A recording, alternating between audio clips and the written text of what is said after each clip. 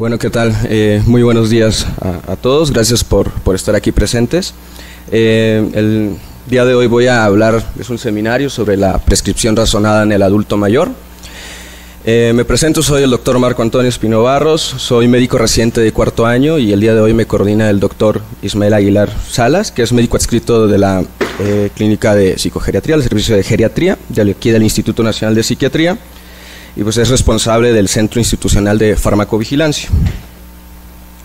Dentro del contenido les voy a hablar pues acerca de la importancia de la polifarmacia, algunas particularidades, sobre todo en farmacodinamia, farmacocinética que pueda haber pues en esta población en particular, algunas propuestas de criterios que debemos de tomar a consideración para nosotros pues tener una prescripción razonada.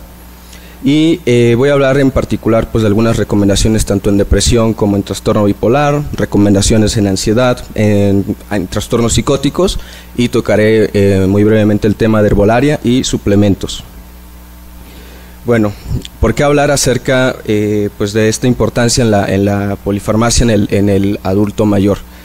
Esta gráfica se me hace bastante interesante porque pues nos habla de la densidad poblacional, cómo ha ido cambiando a lo largo de los años. Si nos damos cuenta, pues en los años 50 fue un alce en cuanto a la cantidad poblacional de niños, pero podemos ver en la parte superior de la gráfica que pues realmente había muy poca población más allá de los 60 años. Esto ha ido cambiando y ha habido pues un antes y un después del 2018. Se me hace bastante interesante porque por primera vez en la historia se registraron más personas mayores de 64 años que de 65. Entonces, la tendencia es el ir observando cómo va aumentando esta densidad poblacional en cuanto a la mejoría en la calidad de vida. El avance en la medicina nos ha permitido tener pues una mayor esperanza de vida. México no es la excepción. Estos son datos de México y también pues es de bastante relevancia el cambio que hubo del 2000 al 2021, habiendo un aumento del 100% de las personas mayores de 65 años, es decir, en el 2000 había alrededor de 5 millones y actualmente, en lo más reciente del 2021, pues se ha visto que hay aproximadamente 10 millones de personas que tienen más de 65 años. Bueno, ya hablando propiamente de polifarmacia, la Organización Mundial de la Salud lo define como la toma de 3 o más medicamentos en personas mayores de 60 años. Un poco más adelante les voy a hablar pues respecto a que puede ser hasta un tanto reduccionista solo quedarnos con el número de fármacos, más bien hay que ver qué tipo de fármacos es lo que está tomando el paciente, pero pues para fines estadísticos es un muy buen parámetro de más o menos darnos una idea de cuándo se trata de polifarmacia. Hay un término que se llama polifarmacia excesiva, en donde se habla pues de más de 10 medicamentos. Y esto es importante nosotros tenerlo en cuenta porque hay repercusiones pues a nivel de la evolución de los pacientes que tienen polifarmacia. Se ha visto una mortalidad excesiva, una mortalidad mayor en cuanto a pacientes que tienen polifarmacia excesiva comparados con quien no la tienen. Y a su vez esto puede llevar pues a algunos otros digamos pues malas prácticas. Uno de estos es el riesgo de prescripción en cascada. Esto quiere decir que si nosotros mandamos algún tratamiento y el paciente presenta reacciones adversas al medicamento, nosotros mandemos un tratamiento añadido para tratar de contrarrestar estos efectos adversos. El ejemplo claro que tenemos nosotros aquí en el instituto es si mandamos algún antipsicótico y comienza pues con efectos extrapiramidales y añadimos viperideno, pues es de hecho pues contraproducente en esta población por los efectos anticolinérgicos que puede tener. Esto en nuestro entorno. Sin embargo, más adelante les voy a presentar algunos criterios donde se me hizo pues de bastante relevancia. Por ejemplo, el no inicie levodopa carbidopa si tiene efectos extrapiramidales, ¿no? Entonces, bueno, eso es porque creo que a varios de nosotros nos queda bastante claro que pues esto no debe pasar, pero en medicina en general probablemente pues sí esté sucediendo.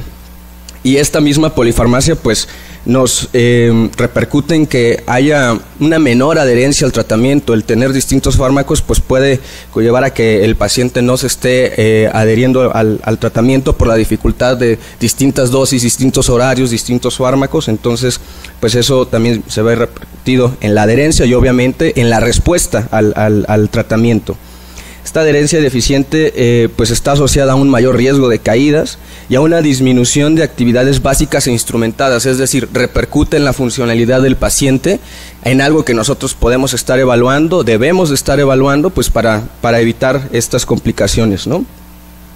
Las particularidades que les comentaba respecto a los cambios que hay con el envejecimiento que son esperados, pues hay una menor segregación de ácido clorhídrico a nivel gástrico, la motilidad disminuye y esto tiene que ver pues con que pueda haber una tasa de absorción más lenta de los fármacos. La disminución de la función renal pues es algo que sí o sí va a suceder con el paso de los años. En los 65 años hay una disminución del 35% aproximadamente de la tasa del filtrado glomerular. A los 80 años ya hay un 50% de esta disminución, entonces es algo que pues va sucediendo y es esperado con el paso del tiempo. Hay un mayor volumen de distribución y una mayor duración del efecto, sobre todo porque pues conocemos que parte de los cambios que hay es que hay una disminución de la masa muscular, hay un aumento de la densidad de grasa. Esto repercute en tratamientos que nosotros mandamos, por ejemplo, pues benzodiazepinas, cambia el tiempo que van a estar haciendo el efecto del medicamento. Y obviamente pues todos estos cambios hay un mayor riesgo de interacciones farmacológicas en esta población por estos cambios que ya les comenté. Ahora, hablando propiamente pues ya del envejecimiento cerebral, este es un esquema que se me hizo pues bastante interesante porque toma en cuenta los distintos cambios que puede haber a lo largo del envejecimiento. Ya de por sí ya venimos con una genética que pues no nos favorece demasiado, ya tenemos cierta predisposición. Sin embargo, los cambios epigenéticos que aquí pues hemos visto en distintos artículos, en distintas sesiones, es decir, trauma en la infancia, adversidad a lo largo de la vida, si ya hay algunos cambios de episodios depresivos, pues repercute en lo que puede ser los cambios epigenéticos de metilación. Puede haber pues el deterioro de telómeros y hay una pérdida de la proteostasis, es decir, empieza a haber pues algunas acumulaciones de proteínas que se van agregando. Esto repercute en la funcionalidad de las neuronas, de la glía, y al final de cuentas pues nos va a dar una sinapsis alterada. No es lo mismo una sinapsis en pacientes adultos mayores que en pacientes jóvenes. Esta es alguna de las observaciones por las cuales debemos de tener ciertas consideraciones en cuanto a la respuesta que nosotros podamos estar esperando. Es decir, no va a haber una respuesta tan inmediata como con el resto de la población y también con los efectos secundarios. Bueno, aquí las complicaciones, los efectos, las reacciones adversas a medicamentos pues que nos pueden dar algunos de los tratamientos que se pueden consumir en esta población, el estreñimiento, por ejemplo, si hay anticolinérgicos y opioides, la respuesta terapéutica que les había comentado que no va a ser pues en el mismo tiempo que se ve en la población general, tarda un poco más de tiempo en poder ver la respuesta. Hay mayor riesgo de caídas, sobre todo si el paciente pues toma diuréticos, antidepresivos tricíclicos, y esto también es muy importante. Efectos secundarios más frecuentes y más graves. Por ejemplo, en clozapina sí se ha visto que hay un riesgo mayor de agranulocitosis, de miocarditis en pacientes adultos mayores. Ya dentro de las propuestas de criterios que debemos de tomar a consideración para tener pues una prescripción razonada, la primera propuesta que les voy a comentar son los criterios de Beers. Estos nacen en 1991 por el doctor Mark Beers como una iniciativa para pues contrarrestar todas estas digamos respuestas, estas reacciones adversas a los medicamentos. La intención en un inicio pues era el poder tener una pauta para nosotros mandar medicamentos que si sabemos que van a tener una reacción adversa, una respuesta inapropiada, pues mejor ya no mandarlos, ¿no? Tener una guía para nosotros poder prescribir con mayor seguridad. A partir del 2011, la Sociedad de Geriatría Americana toma ya la iniciativa de ellos ser los que organicen pues este consenso. Es un consenso de expertos, es multidisciplinario, hay geriatras, hay personal de enfermería, es decir, toman en cuenta como distintos puntos de vista para poder llegar a estos consensos, y lo que toman en cuenta son los medicamentos potencialmente inapropiados, es decir, qué medicamento, lejos de ayudarme, pues va a provocar alguna reacción adversa.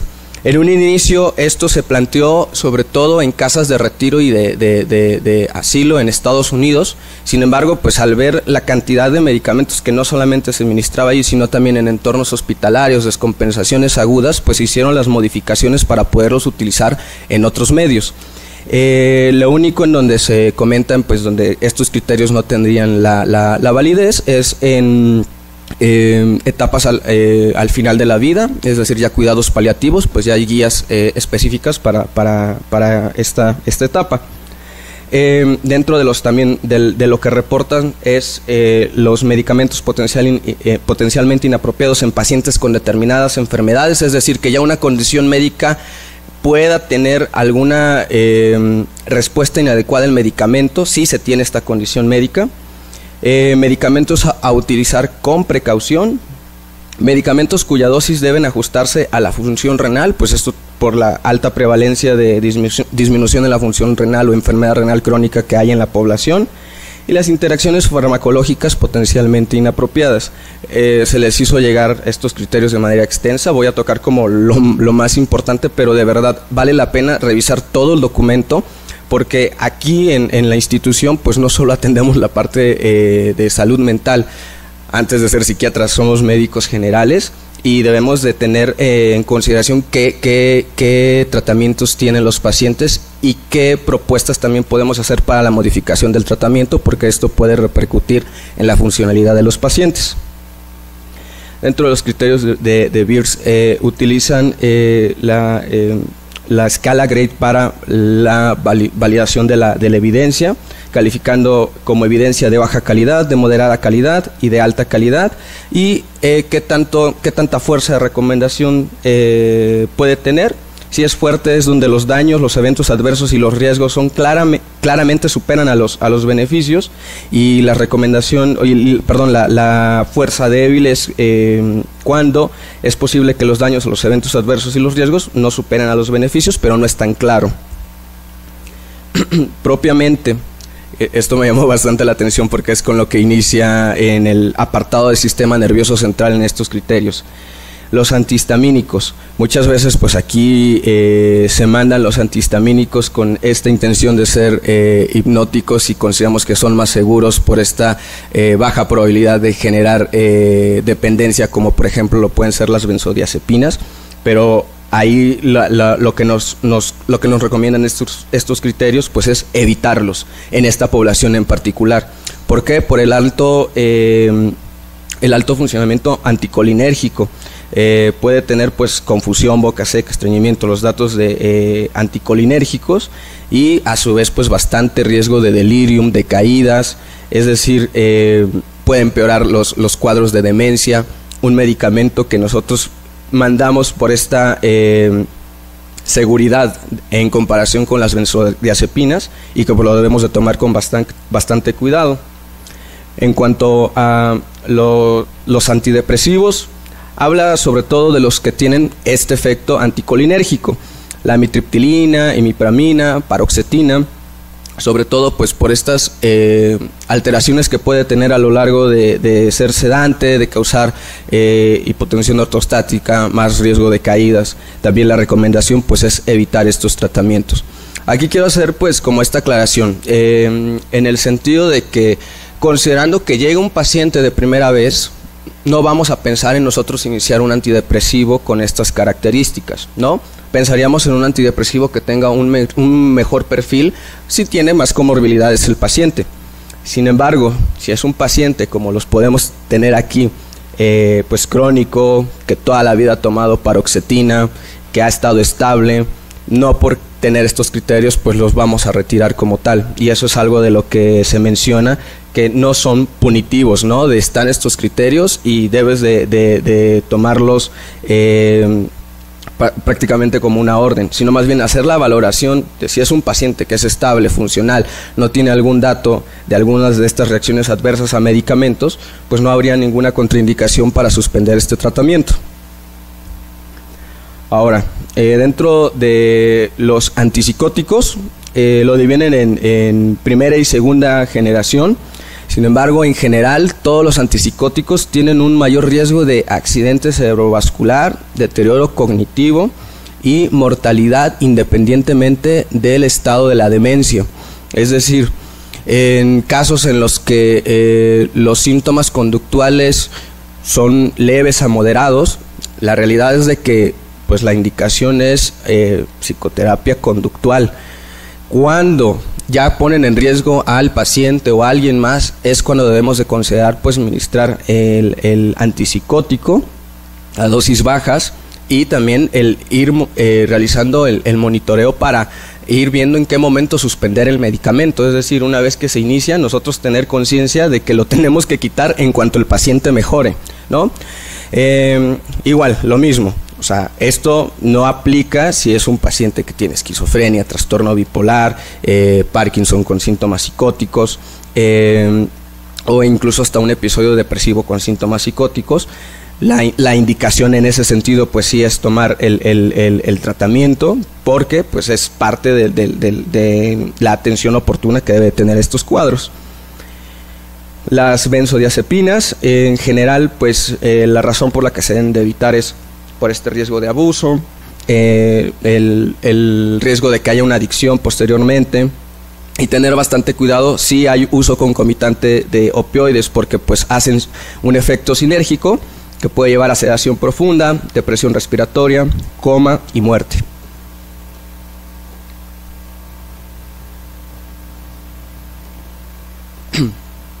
Hablando de opioides, pues uno, bueno, a mí en lo particular se me viene a la mente inmediatamente como fentanilo, ¿no?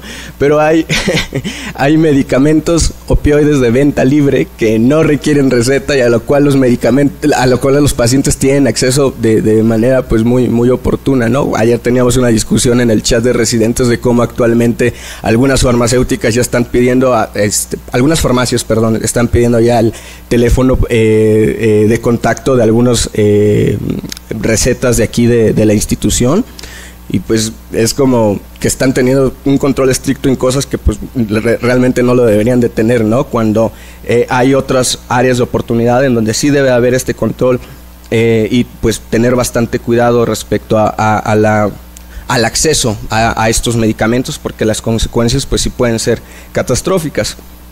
Y de igual forma, pues las benzodiazepinas, hay un deterioro cognitivo en el delirium, caídas, fracturas, accidentes automovilísticos en adultos mayores, pues que como tal manejan.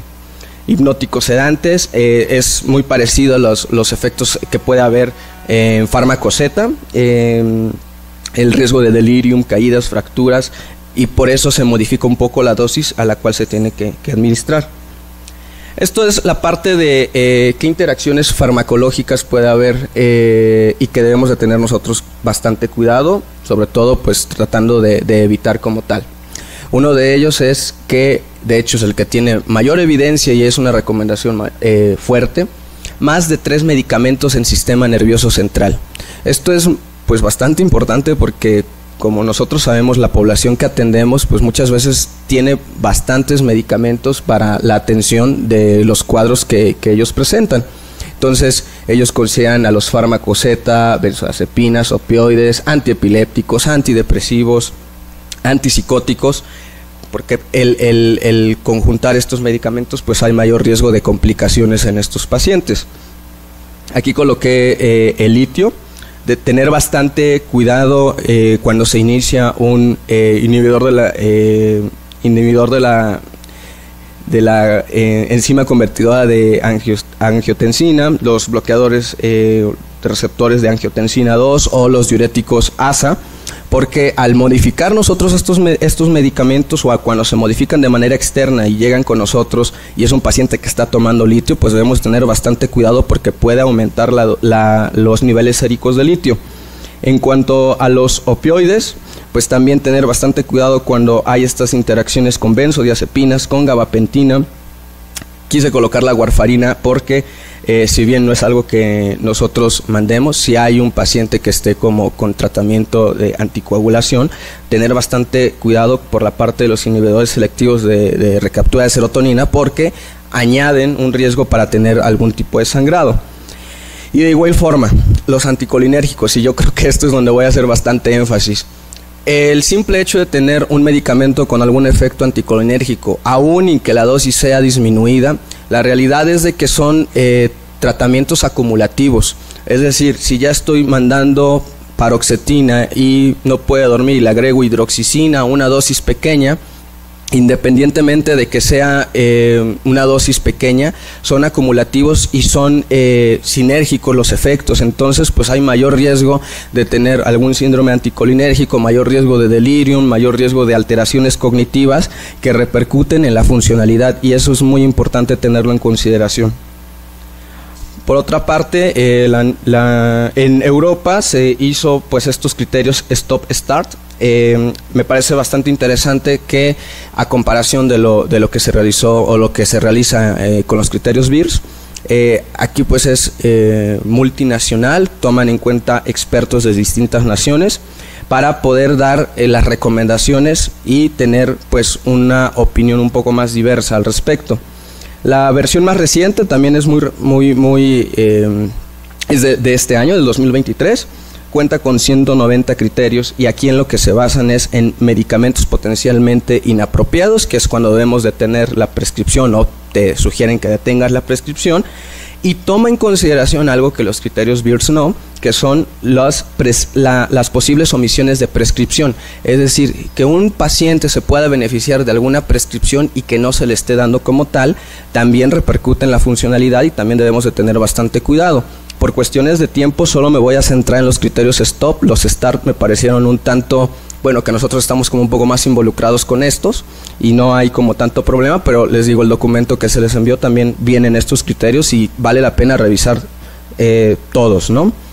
Esto es un poco la evolución que ha tenido estos criterios. La primera versión del 2008, cómo ha aumentado estos criterios. De la versión del 2016 a la actual aumentó un 66.7% y particularmente en tratamientos que son que nos corresponden a nosotros, que inciden en el sistema nervioso central, hubo un aumento del 25%. Es decir, el tener esta revisión constante de la evidencia nos da las herramientas para nosotros tener pues mayor fundamento para mandar el tratamiento adecuado a los pacientes. Dentro de los criterios STOP, pues lo que menciona es si es un paciente que tiene demencia, glaucoma de ángulo cerrado, aberración en la conducción cardíaca, prostatismo, estreñimiento crónico, caídas recientes, retención urinaria, hipotensión ortostática, pues evitar mandar antidepresivos tricíclicos. Pues aparte que es muy complicado, ¿no?, de repente acceder a ellos. Pero la recomendación es pues no lo mandes, porque sin duda el antidepresivo va a añadir mayor riesgo para que estas patologías empeoren. Recomiendan pues que los tricíclicos no sean la primera línea de tratamiento. Esto me parece bastante interesante porque nos ponen pues cifras tensionales para considerar cuándo no mandar inhibidores de la recaptura de serotonina y norepinefrina, considerando la presión arterial sistémica mayor a 180 y la diastólica mayor a 105. Tener bastante cuidado con antipsicóticos muscarínicos, anticolinérgicos, por ejemplo clozapina, flupentixol, pero también la olanzapina, en pacientes que tienen antecedentes de síntomas urinarios, perdón.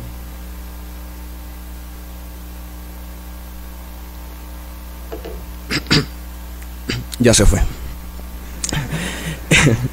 En antecedentes de síntomas urinarios, porque el agregar estos medicamentos nos da un riesgo de una alteración o un empeoramiento de la hiperplasia prostática.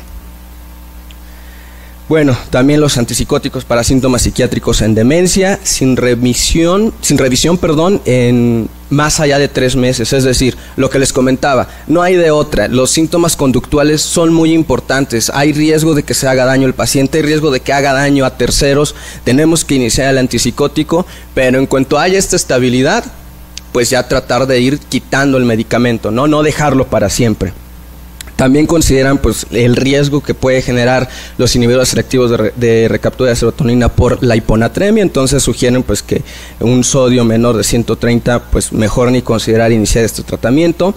Lo que les comentaba, la hemorragia significativa actual o reciente, aquí un tanto ambiguo porque pues no nos dice qué tan reciente o qué tan significativo puede ser. El utilizar benzodiazepinas más allá de 4 semanas, y esto pues tiene que ver cuando nos llegan pacientes a atención psiquiátrica continua. Tratamos de dejar estos esquemas de reducción y suspensión gradual, es decir, en lo que hace efecto el antidepresivo. El utilizar benzodiazepinas en agitación o síntomas psicóticos en demencia, pues obviamente contraindicado porque puede ser perjudicial para el paciente como tal. Otro de los criterios para no realizar pues es el dar benzodiazepinas para insomnio más allá de 2 semanas, o los medicamentos Z igual más allá de 2 semanas. En antipsicóticos, utilizarlos en parkinsonismo o demencia por cuerpos de Lewy, exceptuando la clozapina o la quetiapina, en donde pues tiene un mejor perfil en estos pacientes. Anticolinérgicos, antimuscarínicos como biperideno para los síntomas extrapiramidales, lo que les comentaba, ¿no? En la población joven pues nos podemos dar el lujo de mandar estos medicamentos cuando los efectos secundarios son importantes. Sin embargo, en adultos mayores no, por este riesgo anticolinérgico. Los potentes efectos anticolinérgicos y antimuscarínicos en pacientes con delirium o demencia, pues lo puede exacerbar aún más. Tricíclicos, antipsicóticos, antihistamínicos. Los antipsicóticos en síntomas conductuales de demencia, lo que les mencionaba, muy parecido al criterio previo. O también algo que se puede llegar a ver, antipsicóticos con fines hipnóticos, ¿no?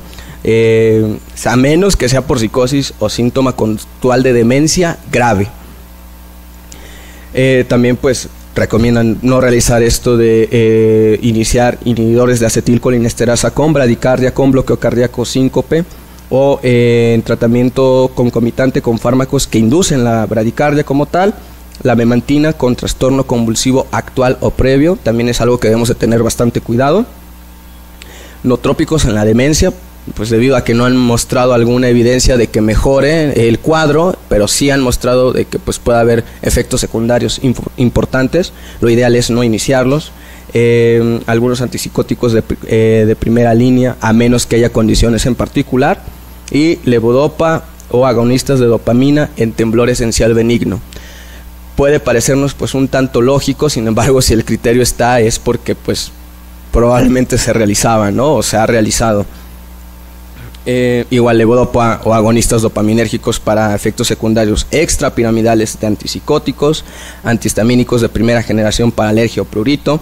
Si bien los antihistamínicos de segunda generación también tienen un efecto anticolinérgico, es menor que el de primera generación. O los antihistamínicos de primera generación para el insomnio, lo que les había comentado. Ellos pues mencionan que es más seguro incluso iniciar medicamentos Z y es más apropiado pues para el uso a corto plazo, más allá de iniciar antihistamínico. Bueno, ahora pues parte de lo que nos puede llegar un paciente presentando pues distintas comorbilidades, distintos cuadros. Estos son algunos de los psicosíndromes más relevantes o que mayor problemática generan al paciente o a la familia. Yo me voy a centrar para dar algunas recomendaciones en depresión, trastornos afectivos bipolar, ansiedad, psicosis y un poco sobre insomnio. Cada uno de estos temas pues da para dar un seminario, pero pues voy a tratar como de enfocarme en la parte de esta prescripción razonada, ¿no? Ahora, las recomendaciones en depresión pues es abordar los cuadros o las patologías comórbidas que puede tener el paciente, adaptar el tratamiento de acuerdo a la sintomatología que puede tener y de acuerdo a estas patologías comórbidas que pueda haber. dar una monitorización y un seguimiento adecuado, también el recomendar obviamente la psicoterapia, y esto pues son muy ambiguos en cuanto a la espera de la respuesta al tratamiento. Algunos mencionan 8, 12 o incluso hasta 16 semanas, que tiene que ver pues con los cambios en el envejecimiento cerebral. Y esto es una tabla pensada para mis compañeros residentes, les haré llegar la presentación. Esto es muy importante porque toman aquí en cuenta a qué dosis iniciar en esta población, el rango sugerido de este medicamento, qué precauciones debemos de tener con cada uno de estos medicamentos y qué ventajas potenciales tiene el iniciar este medicamento con relación a otros, ¿no? Ahora, lo que les comentaba, ver también si tiene cuestiones comórbidas el paciente, ¿en qué sentido? Pues sabemos que hay medicamentos que son un poco más nobles en cuanto a las interacciones farmacológicas, por ejemplo sertralina, escitalopram, pues podríamos considerarlo como de primera línea. Sin embargo, pues si es un paciente que tiene una depresión con tendencia a la hipoergia, a la hipersomnia, pues personalizar el tratamiento y por ejemplo pues mandar fluoxetina, no está contraindicado. Lo ideal pues podría ser dosis muy pequeñas y el explicar al paciente pues la respuesta que pueda haber. Como les comentaba, no quitan como tal la paroxetina de este cuadro para nosotros tomar en cuenta en el tratamiento, pero sí no iniciarlo de primera instancia, ¿no? Si nos llega ahorita un paciente en APC, 70 años, es su primer episodio de depresión con ansiedad, pues no le vamos a iniciar paroxetina si tenemos algunas otras opciones terapéuticas. En cuanto a las reacciones adversas a medicamentos de los inhibidores selectivos de la recaptura de serotonina, hablan de parkinsonismo, sobre todo como rigidez, temblor, acaticia, anorexia, bradicardia sinusual, la hiponatremia, las fracturas por fragilidad y mucho ojo como a la parte de una mayor tasa de suicidio en el primer mes. Por eso es importante valorar el riesgo suicida en los pacientes al inicio y en el seguimiento, ¿no? Porque puede exacerbar esta sintomatología. Como los inhibidores de la recaptura de serotonina y norepinefrina, puse aquí como los que tenemos disponibles en México, que es la venlafaxina, desvenlafaxina y duloxetina. Considerando el mismo cuadro, un paciente que tiene 70 años, que tiene como comórbido diabetes, ya hay repercusión neuropatía diabética, pues podemos emplear estos medicamentos, venlafaxina, duloxetina, tratando de contrarrestar pues también esta parte del dolor neuropático, ¿no? Igual teniendo bastante consideración pues en el tipo de liberación, por ejemplo, de la venlafaxina, si es inmediata o prolongada, y explicarle pues muy bien al paciente qué síntomas puede tener pues secundario a la toma de estos medicamentos. Y también tenemos esta parte de pues si es un paciente con las mismas características pero tiene insomnio, por ejemplo, no puede dormir, su queja principal es el insomnio, pues pensar en duloxetina, ¿no? Como una opción terapéutica. Las reacciones adversas, hay hipertensión diastólica dependiente de la dosis, molestias gastrointestinales como la mayoría de nuestros medicamentos y el riesgo pues de síndrome serotoninérgico. Aquí puse como los antidepresivos atípicos, hablando de mirtazapina, bupropión y trazodona. En cuanto a si hay pues igual alguna cuestión, que esto también es muy importante preguntarlo respecto a la función sexual, si es algo muy incapacitante en los pacientes, pues tenemos también algunas opciones terapéuticas, por ejemplo pues la mirtazapina, ¿no? Que sabemos que tiene una menor repercusión en las reacciones adversas en cuanto a el funcionamiento sexual. O si es un paciente pues que igual se queja de hipoergia y apatía y también esta parte sexual, iniciar el bupropión. La trazodona, considerarlo en caso de que pues sea un paciente con alteraciones metabólicas, tiene este mismo efecto sedante pero sin la misma estimulación del apetito que sí lo tiene la mirtazapina.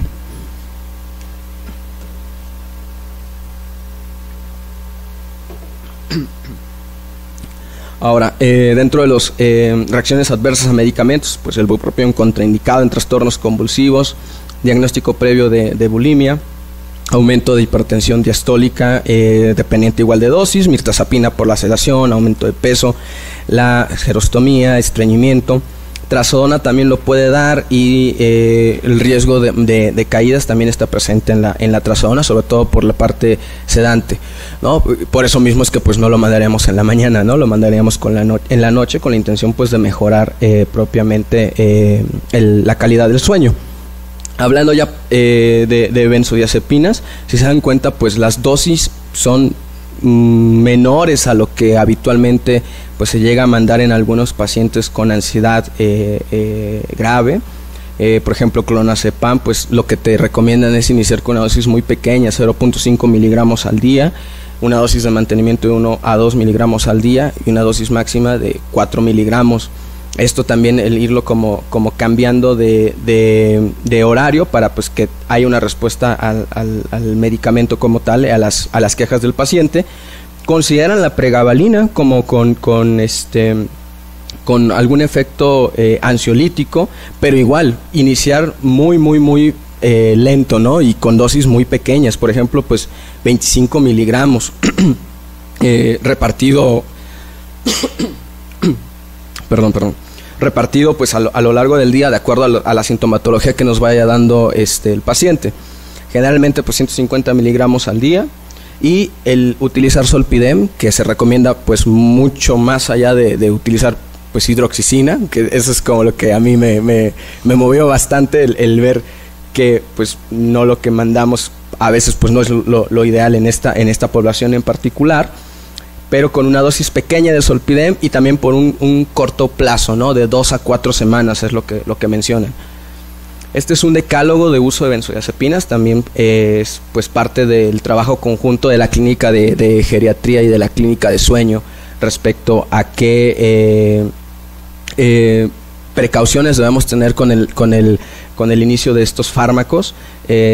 También pues creo que es muy importante tenerlo en cuenta y tenerlo a la vista, ¿no? de la consulta externa, porque pues no es exclusivo de estas dos clínicas. Y también pues aprovechar aquí en el sentido de lo que se está haciendo en el instituto. Recientemente se publicó en la RAI, en los carteles de la RAI, la investigación del doctor Adolfo Montes, que nos habla pues acerca de cómo estas benzodiazepinas tienen una repercusión a nivel cognitivo. Les aplicó MoCA y hay una disminución en cuanto a las personas que reciben tratamiento con benzodiazepinas en visoespacial, lenguaje, y una disminución en la funcionalidad a partir de dosis similares a 23 miligramos, ¿no? de diazepam, ¿no?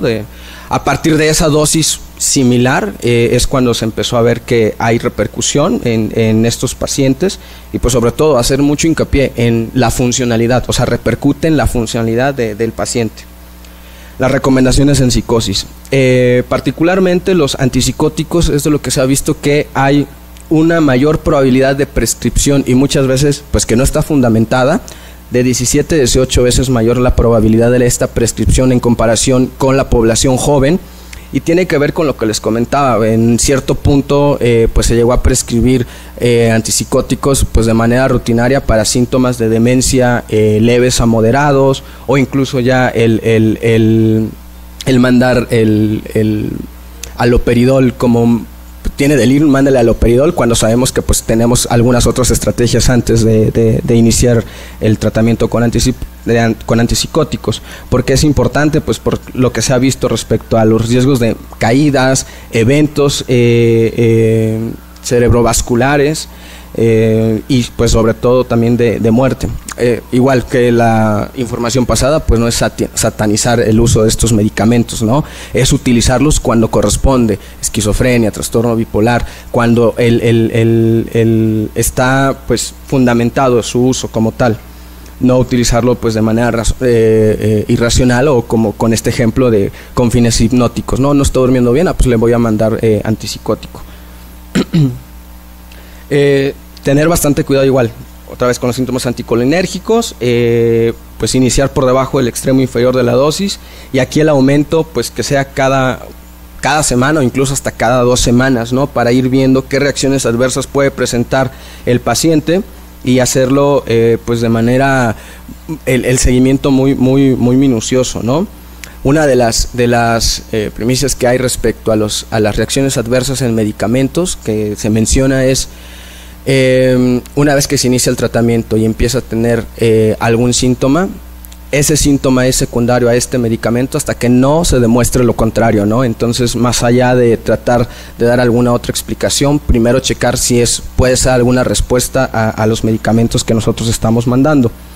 Esta tabla igual es con intención que sea para mis compañeros, me parece bastante importante porque hace la comparación de los antipsicóticos de primera generación y las repercusiones que puede tener pues a nivel metabólico, a nivel de síntomas extrapiramidales y a nivel pues de qué tipo de perfil tiene, ¿no? Sobre todo esto es con relación al seminario, pues tener bastante atención a la potencia anticolinérgica, ¿no?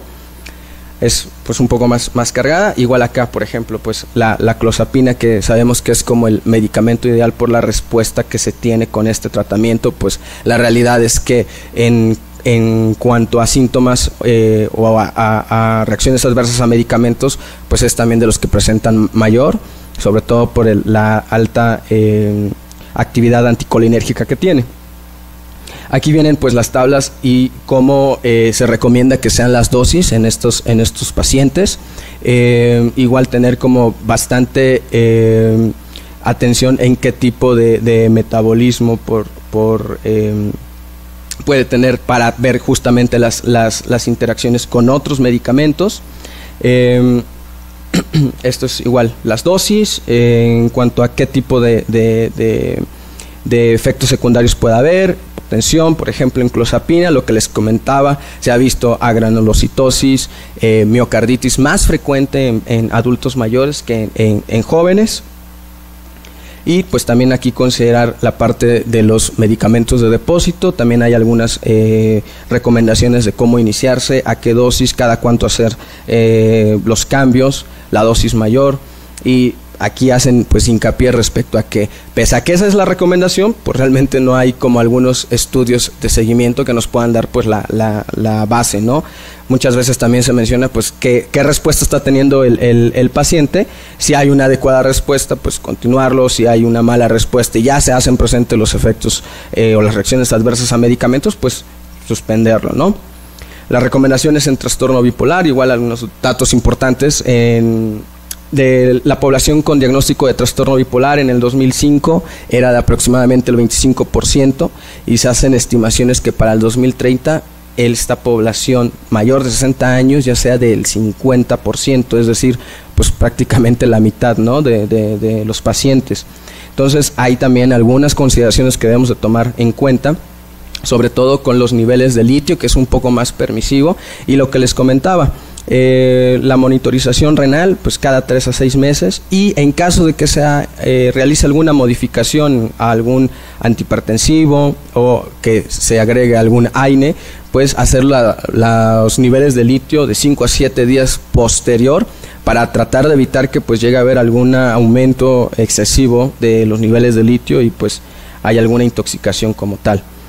Esto es como por parte de la guía Maudsley de los medicamentos que están pues aprobados y qué tipo de dosis se debe de manejar, y lo que les comentaba, o sea, un poco más permisivos, más allá del 0.6 al 1.2 milimoles sobre litro de litio en jóvenes, pues aquí incluso es de 0.4 a 0.7, siempre y cuando pues tenga la respuesta adecuada el paciente, ¿no? Por último, bueno, ya casi para terminar, la parte de la herbolaria también es bastante importante que nosotros podamos realizar de manera objetiva y propositiva, interrogar al respecto. ¿Por qué? Pues se han hecho estudios donde aproximadamente el 80% de la población utiliza remedios herbolarios, y aparte de esto pues hay los suplementos, ¿no? Las recomendaciones por terceros para iniciar algún otro suplemento. La guía de práctica clínica en la que colaboró el doctor Aguilar pues es muy clara respecto a que todo adulto mayor que acuda a consulta se le debe interrogar pues sobre la utilización de medicamentos de prescripción, de venta libre, complementos alimenticios o hierbas medicinales. Esto pues porque puede repercutir el tipo de interacción que pueda haber si se toman estos medicamentos o estos suplementos o estos tratamientos herbolarios, ¿no? Es muy importante tener una apertura con el paciente y no tener pues una actitud, creo yo,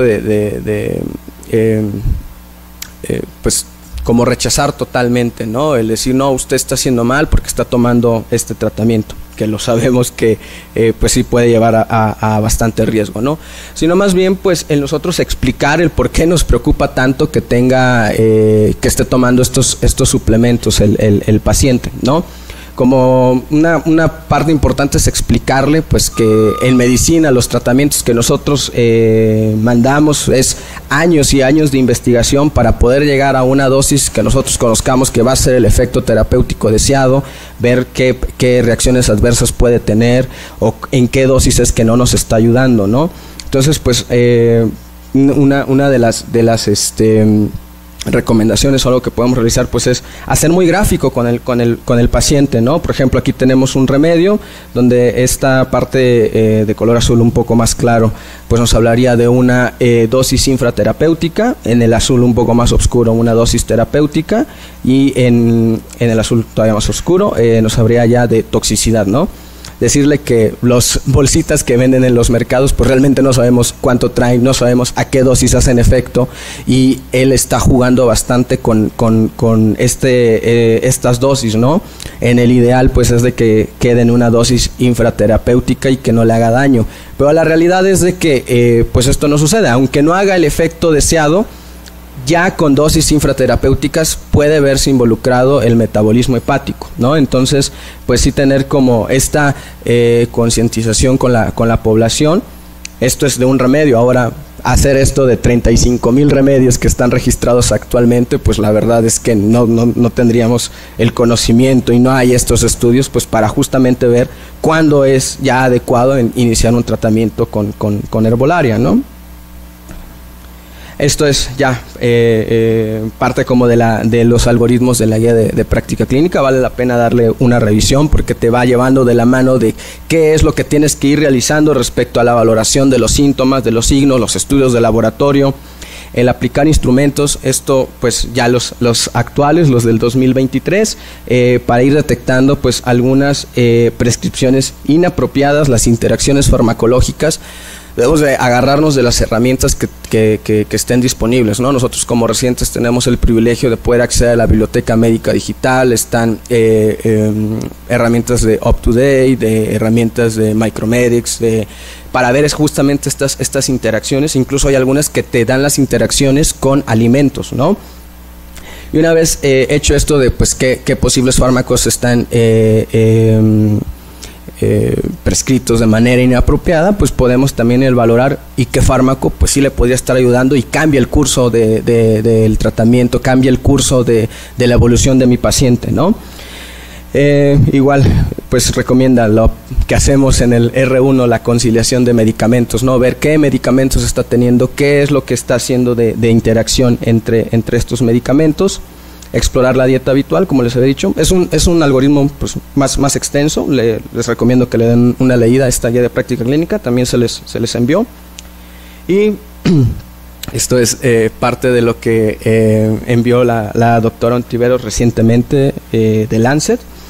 Es un metaanálisis en donde realizaron en participantes de 18 años y más, ver qué síntomas o qué efectos secundarios están presentes con antipsicóticos y antidepresivos. Y a partir de ahí realizaron esta herramienta digital. Ustedes la pueden checar, es esta la página. Es solamente registrarte y ya tienes acceso. Creo que aquí lo pueden ver un poco, no es tan claro. Pero bueno, aquí en la primera son como escalas como tipo Likert, que tanto me preocupa este efecto secundario. Por ejemplo, el efecto secundario anticolinérgico, ¿no? La reacción adversa anticolinérgica me preocupa demasiado porque mi paciente tiene 70 años, pues arrastro hasta acá, ¿no? La sedación también me preocupa demasiado, pues igual lo arrastro hasta acá. La hipotensión postural también me preocupa demasiado, igual arrastro hasta acá. Y te hace una comparación de los antidepresivos, siendo los que presentan un color más tenue, amarillo, los que pues son los que presentan menos estos efectos secundarios, y los rojos más oscuros los que más lo presentan.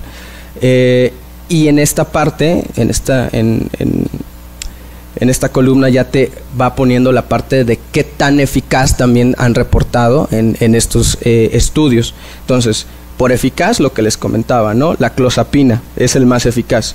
Pero vean pues los efectos secundarios en hipotensión postural, en sedación, en los efectos anticolinérgicos. Entonces es hacer como esta conciliación de qué tanto con los efectos, con las reacciones adversas, y qué tan eficaz es el medicamento. Pues en este caso en particular, lo que nos recomienda es la amisulprida, ¿no? Entonces es tener las herramientas pues a la mano. Obviamente no lo vamos a saber todo, y pues tener como esta medicina basada en evidencia de poder prescribirlo mejor de manera individualizada para nuestros pacientes. Pues como conclusiones, valoración personalizada y minuciosa de cada caso. Recordando ahorita en el área de triage, en el R3, me llegó una paciente que tenía episodios de ansiedad nocturnos. Cuando vas viendo como los antecedentes de patológicos, pues tiene diabetes y está en tratamiento con metformina, glibenclamida, y una de esas era la dosis nocturna, ¿no? Entonces, más que un episodio de ansiedad, pues era un episodio de hipoglucemia, ¿no? Entonces son pequeñas cosas que podemos hacer y cambiar pues totalmente el pronóstico del paciente, ¿no? La consideración de factores personales y de entorno del paciente. Aquí pues es hacer la individualización de los casos, considerando por ejemplo también la economía del paciente, ¿no? De nada nos sirve mandar un tratamiento que va a poder costear durante un mes, que sabemos que es el ideal, que no va a tener como efectos secundarios, pero que pues ya no va a poder tener esta adherencia por lo caro que es el medicamento. La intervención activa en equipo multidisciplinario, es decir, pues ahorita en parte de la sesión que continúa, en la sesión clínica, pues hay un equipo multidisciplinario en la cuestión de farmacovigilancia, ¿no? Y debemos de tener pues esta apertura respecto a escuchar estas recomendaciones que nos pueden dar nuestros compañeros farmacobiólogos. En las valoraciones del Stop Start hicieron como este seguimiento de qué tanto se pueden seguir estos criterios, y si hay un cambio significativo, si la recomendación la dice un médico a otro médico, así lo dice a cualquier otro personal a un médico. Es del 80% más o menos con el 50%. Entonces, pues no lo podemos saber todo, hay que tener esta apertura y hacer estos equipos multidisciplinarios. Y la conclusión más original que he encontrado a lo largo de las revisiones que hemos hecho: faltan más estudios para toma de decisiones pues basada en evidencia, ¿no? Probablemente nunca vamos a llegar a esta utopía, pero pues es importante el reportar las reacciones adversas que nosotros podamos estar viendo en hospital, en la consulta externa al equipo de farmacovigilancia. Y quiero dedicar este seminario a mis abuelitos, que desafortunadamente pues ellos han sido víctimas de una prescripción no razonada del adulto mayor. Muchas gracias.